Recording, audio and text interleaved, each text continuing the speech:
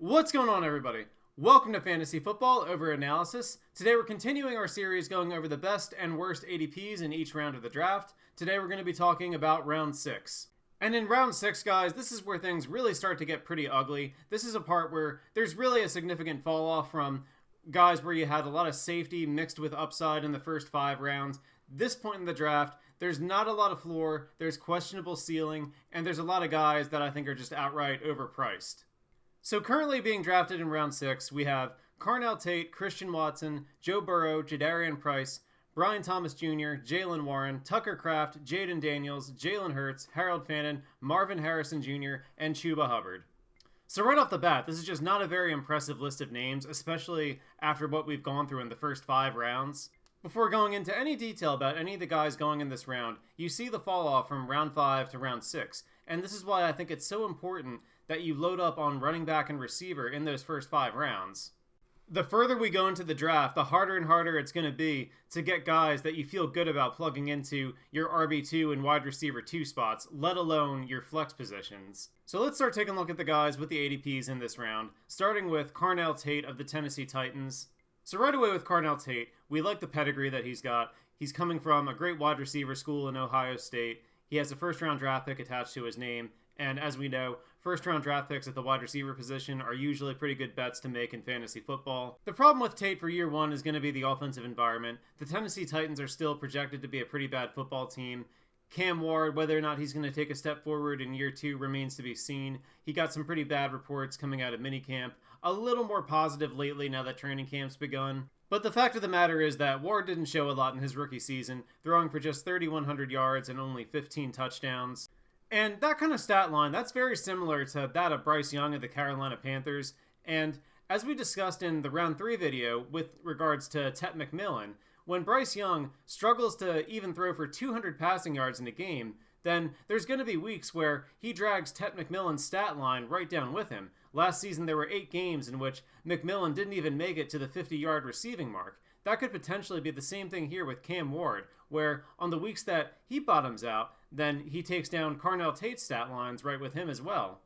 Now, that being said, McMillan did still finish as the wide receiver 16 last year, despite Bryce Young only putting together pretty modest stat lines with right around 3,200 passing yards and only 23 touchdowns. So even if Cam Ward still only finishes with similar numbers in the low 3,000s, which is similar to what he did in his rookie year, and he spikes a little bit in touchdowns, he goes from 15 to the low 20s, then there is a potential for Carnell Tate to have a nice rookie season like McMillan did and finish as a wide receiver too. But you could also just as easily see a scenario play out where the Titans bottom out again, they find out that Cam Ward isn't the guy, and he takes any fantasy potential that Carnell Tate had right down with him.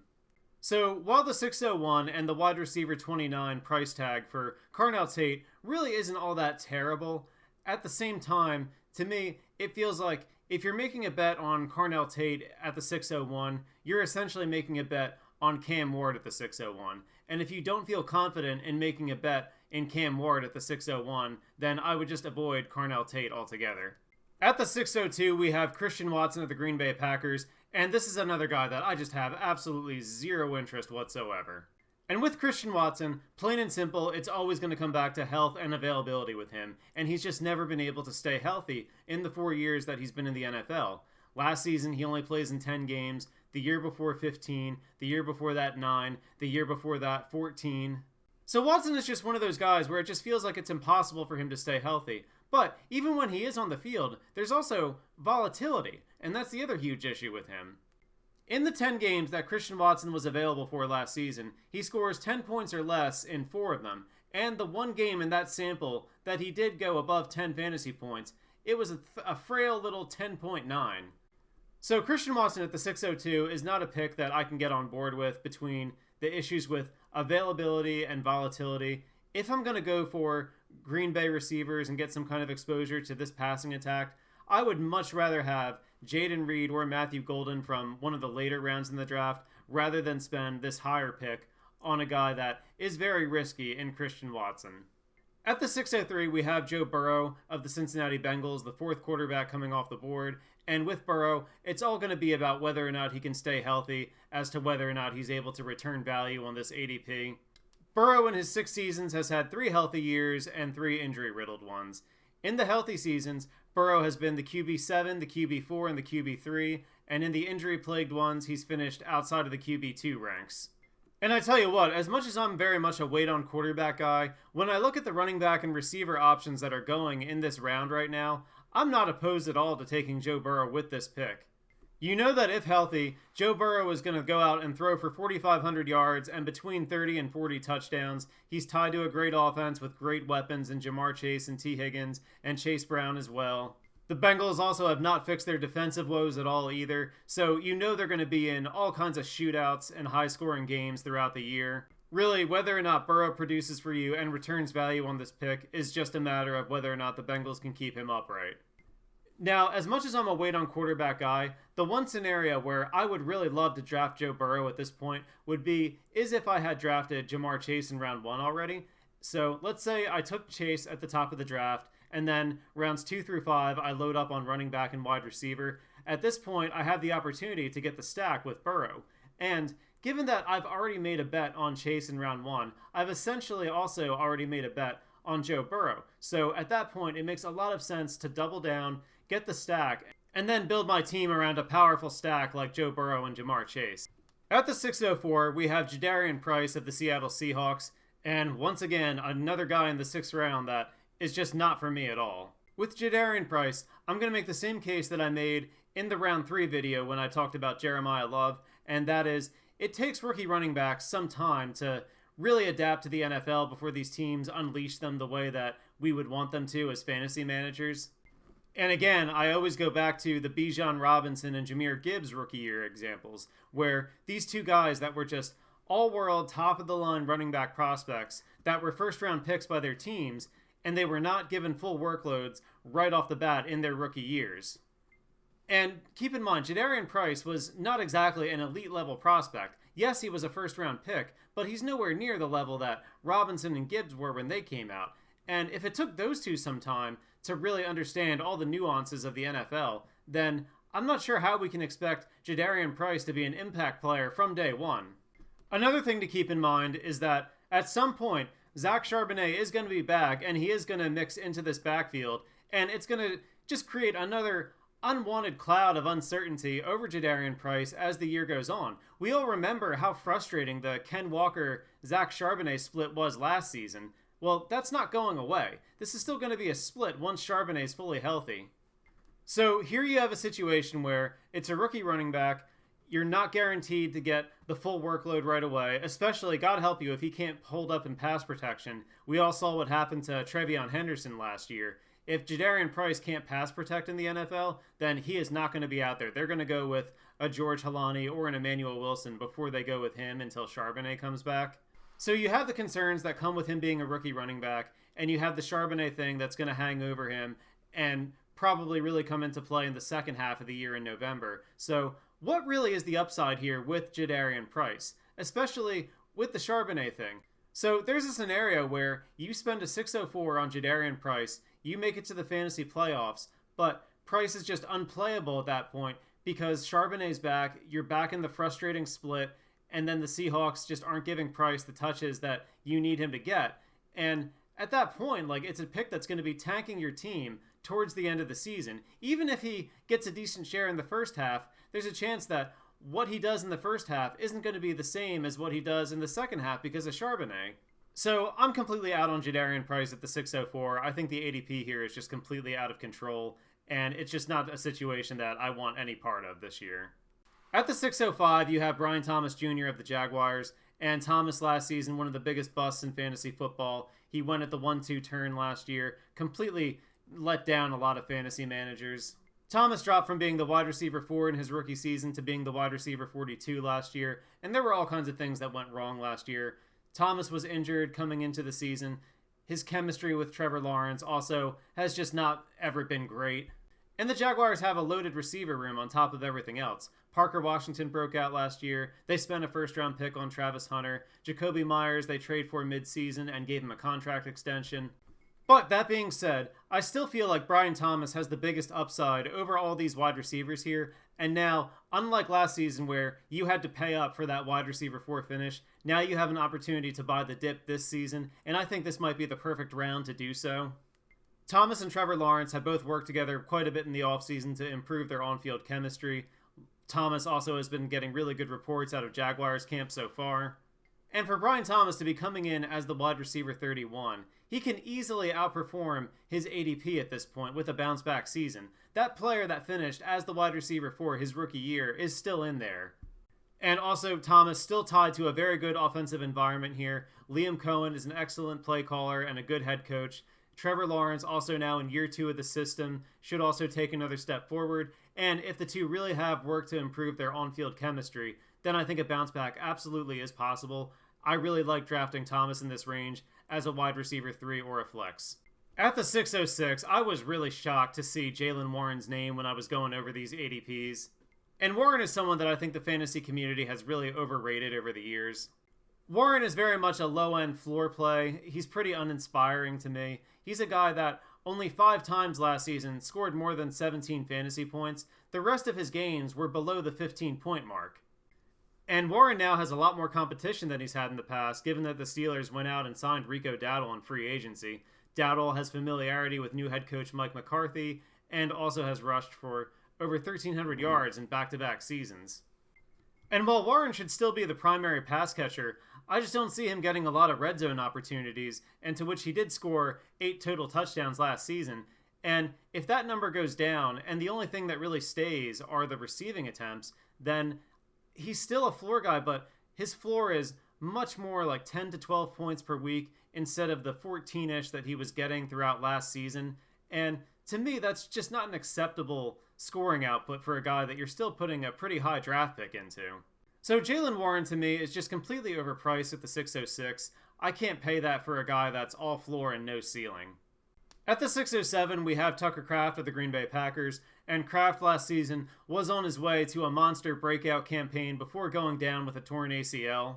But for me, this is just the range in tight end where I just don't have any interest whatsoever. These mid-tier guys, anyone that comes after the Tyler Warren cutoff, until we get to the later rounds when we start getting into Isaiah Likely, Chikakonkwo territory, I'm just out on all the tight ends that come in between that range. And just history shows that these tight ends that go in the middle of the draft, from the tight end 5, 6, 7, 8, 9, and so on, oftentimes, they're not picks that pan out into fantasy championships. So while I like Tucker Kraft as a player, it's a situation where I'm going to let my league mates overspend at tight end here. Meanwhile, I'm going to take a swing on a guy like Brian Thomas that actually has league-winning upside. At the 608 and the 609, we have Jayden Daniels and Jalen Hurts. I'll talk about both of these guys together since I have similar thoughts on both of them. So again, these are two guys that if you draft them, then you're paying up for high-end quarterback production, and it's not a ridiculous swing to take at this round of the draft, especially, again, look at all the fades that we have in round 6 here. With Jayden Daniels, you know you have the risk of injury, but when he was out on the field last year, he was absolutely producing at a high level, and we all saw what that ceiling was in his rookie year. The Commanders also went out this offseason and they improved the weapons around him, getting Chikakonkwo in free agency, drafting Antonio Williams, and signing Stephon Diggs late in training camp. They also give Jayden Daniels a new offensive coordinator, hiring David Blau, who had previous experience with the Detroit Lions. So there's a lot of reason for optimism around Daniels and the Commanders' offense this year if he's able to stay healthy. And then with Jalen Hurts, you know he's going to be a very safe pick at the quarterback position. He has back-to-back QB8 finishes. And with Hurts, it all comes down to the Eagles still using the tush-push as a major part of their offense. Hurts has averaged well over double-digit touchdown scoring from the rushing department in each of the last 3 years. Hurts really is never going to be prolific as a passer. It's been a struggle for him throughout his career just to make it to the 3,000-yard passing mark and get to 25 touchdown passes. I don't see that getting any better now that they've gotten rid of A.J. Brown. But when you have a rushing ceiling where you're running for around 400 to 500 yards and scoring double-digit touchdowns every year, in fantasy football, you don't need to have the elite passing numbers to finish as a QB1, and that's exactly what Jalen Hurts has been throughout his career as a starter with the Eagles. So, given how bad this round 6 looks, I don't mind at all if you want to go for either Jayden Daniels or Jalen Hurts in this range. And then we have Harold Fannin of the Cleveland Browns coming in at the 610, and with Fannin, same thing as what I said about Tucker Kraft. We love the player, but we hate going after tight ends in this mid-tier range. Fannin was an awesome value for us last year as part of a late round tight end strategy, and this year you now have to pay a premium to get him because of that success that he had. And this point in the draft, still way too high for me to consider Harold Fannin. Again, I'm going to let my league mates overdraft the tight end here, and if I miss on the Elite Four early, then I'm going to be going after the later round tight ends. And then at the 6'11", guess what? We have another fade. Marvin Harrison Jr. of the Arizona Cardinals. Marvin Harrison came into the NFL with just a ridiculous amount of hype around him, and he has not lived up to it in the least. In his first 2 seasons, he's finished as the wide receiver 30, and last season the wide receiver 49. And Marvin Harrison was just the only Arizona Cardinal last season that was not eating from a statistical standpoint when Jacoby Brissett took over for Kyler Murray last year. Trey McBride got fully unlocked, Michael Wilson broke out, Marvin Harrison was garbage. Harrison had only 3 games last year where he finishes with more than 15 fantasy points. And I just think about all the wide receivers that are going at least somewhat close to this range. At least with Brian Thomas Jr., we saw a full season of him performing as an elite wide receiver. At least with Jameson Williams, we've seen stretches of brilliance in the past and 1 full half season last year where he finishes as a wide receiver 1.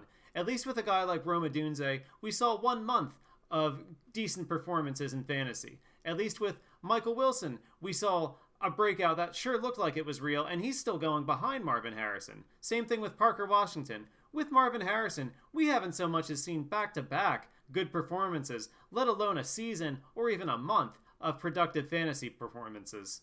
And I just don't see how it gets better this year. The Cardinals have an absolutely brutal schedule, and at some point they're going to go away from Jacoby Brissett and go to Carson Beck. And once they do that, it's going to be that much harder for the Arizona skill position guys to hit their ceilings. So with Harrison, other than his pedigree, I can't think of a single compelling reason that would make me want to draft him in this 6th round. There's just plenty of wide receivers that are going before him and after him that I would much rather have in my lineups, so I am more than happy to let some poor soul in my league click Marvin Harrison's name and watch him tank their fantasy lineup. And then at the 6'12", we have Chuba Hubbard of the Carolina Panthers, and stop me if you've heard this before, but this is going to be yet another fade coming out of the 6th round. Chuba Hubbard is the textbook definition of a dead zone running back. There's absolutely zero upside, very limited floor, and by all accounts, it seems that if Jonathan Brooks is really healthy this year, then it's only a matter of when, not if, that he's going to take over the backfield as the 1A from Chuba. Hubbard last season, we watched him lose the job to Rico Dowdle. He scored only 4 touchdowns the entire season, very limited work in the receiving game. So I just can't imagine why this ADP is what it is right now. Chuba Hubbard has no business going at the 6'12". It just feels like a no-ceiling, low-floor kind of draft pick that a lot of losing fantasy managers are going to make this year. And that's going to do it for this one, guys. So good lord, round 6 was an absolutely terrible round in the draft this year. Really, you go through this entire list of guys, and there's so few names here that I want to be taking shots on. You can make a good case for Brian Thomas Jr. bouncing back, and I would be okay if you decide to go with Carnell Tate or one of the elite quarterbacks at this point. But other than that, round 6 is just filled with landmines like Marvin Harrison, Chuba Hubbard, Jadarian Price, Christian Watson, all guys that I'm not going to be touching in this range with a 10-foot pole.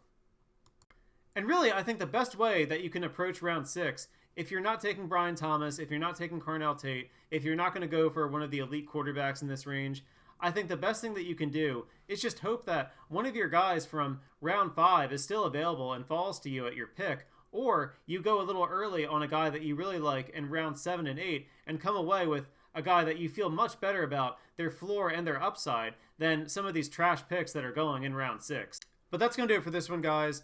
I thank you guys so much for watching. If you enjoyed the content today, please consider liking and subscribing, and leave a comment about what you think about the round 6 players. But thank you guys again for watching today, and I will talk to you next time when we go over the players in round 7.